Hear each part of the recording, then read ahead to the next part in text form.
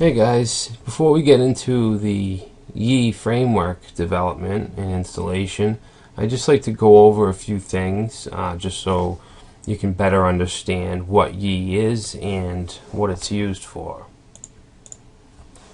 So Yi is a popular PHP framework and it stands for Yes It Is.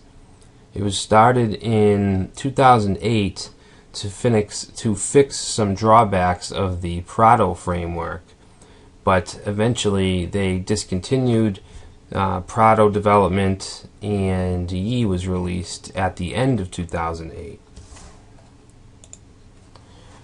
So why use it? Well, we know there are a ton of PHP frameworks out there, so why would you choose Yi? One reason is it's very easy to learn. It's secure. It works well with third-party code and other kinds of integration. It's high performance due to its caching. It handles errors well. It's flexible. It has excellent documentation and samples.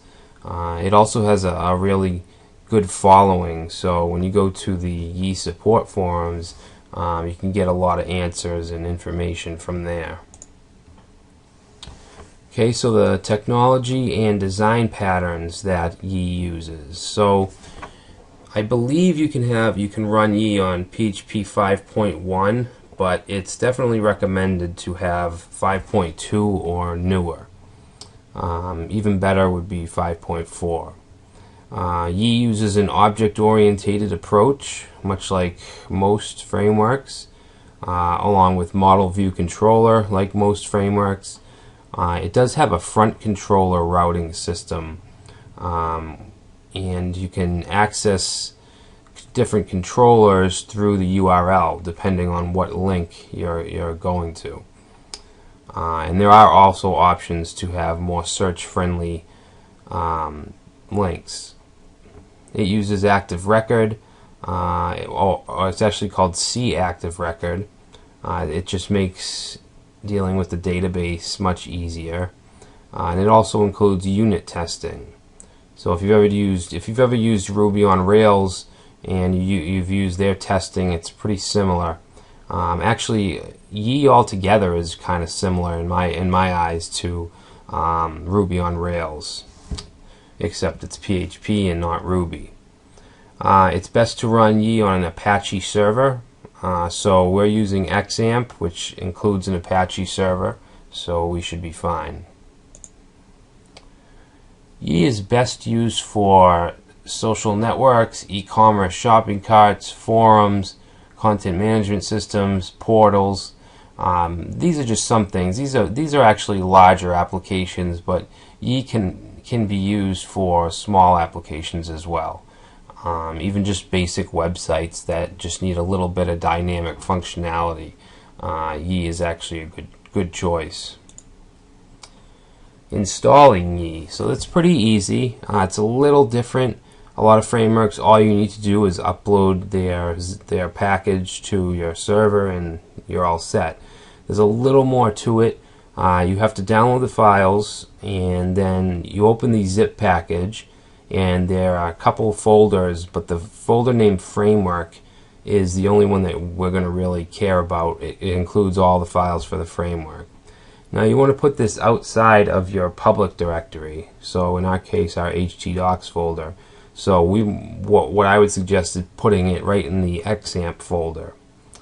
So after that you need to go to the yi.bat file and use Notepad or some kind of editor, and you need to point to the directory of the php.exe file on your system. In my case, with Windows and XAMPP, it's in c/xampp/php. So once you do that, you'll be able to open a command line. In Windows, you can go to the Start button and then type in cmd. And then you want to navigate to wherever you installed the framework folder, and then you can actually create your application in the htdocs folder or wherever you want. So to create your application, like I said, make sure you're in the framework folder, and then you want to type Yik. Now Yik is the application generator. So you want to just type Yik and then web app, and then you want to point to the directory where you want your application files to be. In my case, it's going to be in htdocs/yi. So I would be able to access this through HTTP localhost. Actually, it wouldn't be. We wouldn't have this htdocs. It would just be localhost/yi. Alright, and that would give us a demo page, which you'll see. The demo page just has a home page. I think it has a contact form and an about page or something like that. It's just a demo site for you to start with. For databases, Yi comes bundled with SQLite, which is a very lightweight serverless database that basically just stores stuff in files. It's very light, but it's not very powerful. So on bigger medium to bigger applications, I'd suggest using MySQL.